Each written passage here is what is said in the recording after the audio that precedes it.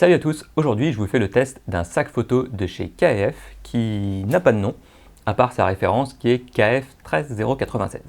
Donc pour le reste du test, on va l'appeler ce sac. On va voir ses principales caractéristiques, ce qu'on peut mettre dedans, son confort et son étanchéité. Si vous me suivez depuis un moment, vous savez que je suis toujours à la recherche du sac photo parfait. Après avoir été un peu déçu par le sac Peak Design Everyday Backpack, que j'utilise quand même encore aujourd'hui comme sac principal. Donc quand KF m'a proposé de tester ce sac, j'ai dit ok, même si vu le prix du sac, je ne m'attendais pas non plus à avoir le sac ultime. Parce qu'au niveau du prix, ce sac tourne autour de 60-70 euros, donc il ne se positionne pas en toute entrée de gamme, on trouve plein de sacs moins chers, mais on est quand même très loin des sacs haut de gamme des plus grandes marques.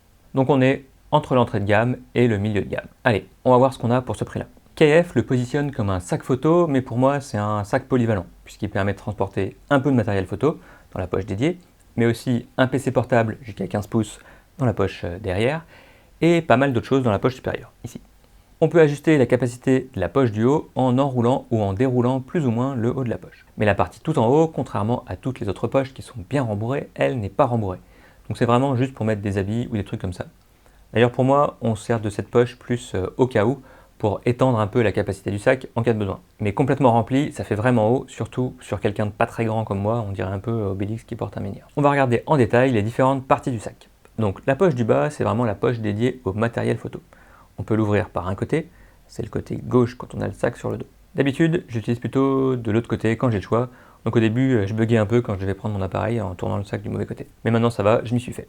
De base, cette poche est vraiment bien rembourrée, donc on pourrait mettre directement du matériel photo dedans. Mais elle est en matière toute lisse, donc on ne peut pas accrocher des séparateurs dessus.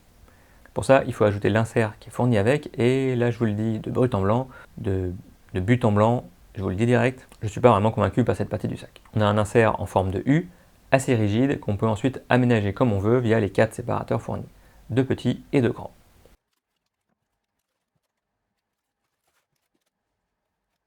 Déjà, premier souci, les séparateurs ne se scratchent pas super bien. Ça tient à peu près, mais pas plus. L'insert est aussi fourni avec un grand élastique qui fait le tour et qui sert, en fait, je sais pas trop, à tenir le tout bien ensemble, j'imagine, vu qu'il était comme ça au départ. Mais en même temps, il est assez lâche, donc ça ne m'a pas l'air très utile. Au niveau de l'organisation de ce compartiment, il ne s'ouvre que d'un côté et l'ouverture n'est pas très grande. Donc on a deux options. Soit on s'en sert vraiment pour ranger le matériel photo. Et quand on veut y accéder, alors on se pose, on sort l'insert comme un tiroir, on prend ce qu'on veut dedans et on le remet. Soit on veut pouvoir facilement sortir le matériel en gardant le sac sur le dos, en le faisant juste coulisser sur le ventre. Mais dans ce cas-là, ça veut dire qu'on peut facilement attraper juste un seul appareil, les autres étant ensuite trop au fond ou derrière des séparateurs.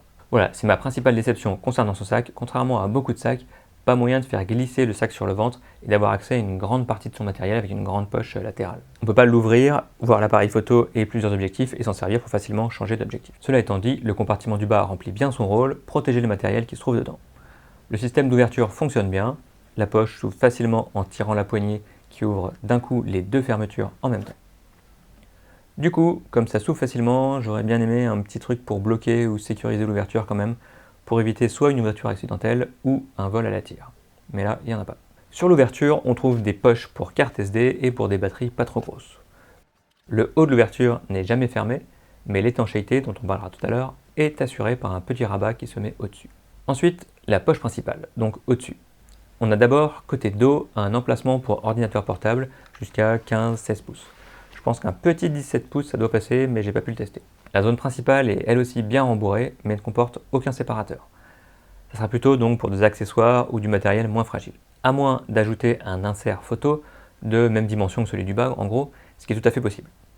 Comme je vous le disais au début, cette poche est de taille variable, puisqu'on peut plus ou moins rouler le haut pour étendre la capacité de la poche, ce qui est bien pratique. Les poches du haut et du bas sont séparées par un grand séparateur fixé par des scratchs qui tiennent bien. Donc il est aussi possible de l'enlever complètement pour finalement en faire un sac à dos complètement classique avec juste une grande poche qui couvre toute la hauteur du sac. On ferme tout ça avec une fermeture éclair en haut, puis on roule et on clipse pour maintenir le tout. Au passage, on voit qu'il y a un petit élément réfléchissant, mais je ne compterai quand même pas uniquement là-dessus si je devais marcher la nuit au bord d'une route par exemple. Avec ses systèmes de fermeture et sa matière synthétique complètement étanche, le sac offre une très bonne protection contre la pluie. Donc il a un revêtement complètement lisse, donc la pluie vraiment glisse dessus. Alors je l'ai utilisé sous une légère pluie pendant plusieurs heures et l'intérieur n'était pas du tout humide. Il y a aussi Benjamin de derrière la caméra qui l'a testé carrément sous un tuyau d'arrosage et le test était concluant. En cas de très forte pluie, il est quand même fourni avec une housse de pluie que j'ai préféré mettre moi personnellement quand je l'ai laissé à plat assez longtemps sous un gros orage. Niveau confort, ce sac est top. Vraiment, ça a été vraiment pour moi une très bonne surprise et pourtant je suis vraiment chiant sur le confort. On a 2 bretelles bien larges, bien rembourrées. Et au niveau du dos, il y a 3 grands coussins rectangulaires, bien mous, avec un revêtement anti-transparent. Les bretelles sont bien réglables et une fois réglées, elles ne glissent pas. Enfin, on a une petite sangle de thorax qui se clipse dont on peut régler la hauteur.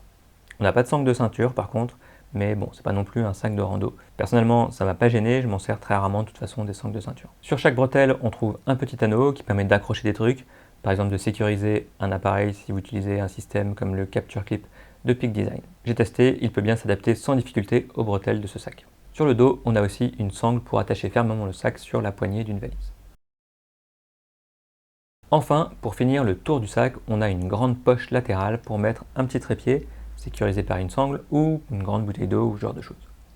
Il y a aussi 2 poches frontales assez grandes, ce qui est toujours pratique pour mettre des trucs auxquels on a besoin d'accéder facilement. Une des 2 poches possède une protection RFID contre la lecture de carte bancaire ou de passeport à distance. Pourquoi pas, mais à mon avis, si vous mettez votre portefeuille dans une poche extérieure qui s'ouvre aussi facilement, le principal risque, c'est pas la vol de données via des communications sans contact, mais bien le vol du portefeuille tout court à l'ancienne. À propos de vol, le sac a aussi une petite boucle anti-vol pour l'accrocher à un banc, une chaise, etc. Au niveau de la qualité générale de fabrication, je l'ai utilisé quasi quotidiennement pendant un peu plus d'1 mois et pour l'instant j'ai vu aucun signe d'usure. Mais difficile de savoir si les nombreuses pièces en plastique tiendront vraiment bien sur la durée. Ça n'a pas l'air cheap, mais bon, c'est vraiment un ressenti. Difficile d'en être sûr. Je mettrai en commentaire de la vidéo mes retours à plus long terme sur le sac. Si vous regardez cette vidéo longtemps après sa sortie, regardez dans les commentaires et la description si j'ai pas rajouté des trucs. Au global, ce sac est-il fait pour vous? Alors, si vous cherchez un sac avec un accès facile à plusieurs objectifs ou boîtiers, il ne conviendra pas. Pareil, si vous cherchez un pur sac photo pour mettre beaucoup de matos, à moins d'ajouter un insert en haut, ça ira pas. À part ça, avec sa modularité, il y a quand même pas mal de cas d'utilisation où il convient très bien. La config de base, c'est pour transporter un appareil photo hybride avec un objectif monté dessus, plus 2 objectifs pas trop gros, un ordinateur et pas mal d'affaires non photo. Ou alors un petit drone dans la poche du haut, éventuellement un trépied de voyage ou un GorillaPod dans la poche latérale. Dans cette config, on peut configurer la poche du bas pour conserver un accès facile à l'appareil photo. Si on veut en faire un sac plus photo pure, on peut ajouter un insert en haut pour y ajouter un flash, des objectifs ou des boîtiers supplémentaires. Ou alors utiliser carrément l'insert qui est fourni et le mettre en haut et mettre l'appareil avec un gros téléobjectif tout seul en bas. Par exemple, je m'en suis servi dans cette config aussi. Ou alors finalement tout ouvrir et en faire un sac à dos normal, rembourré et bien confortable.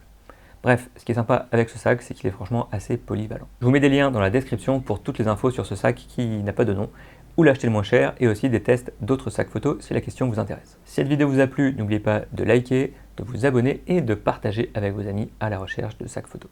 Moi je vous dis à bientôt et bonne photo, ciao!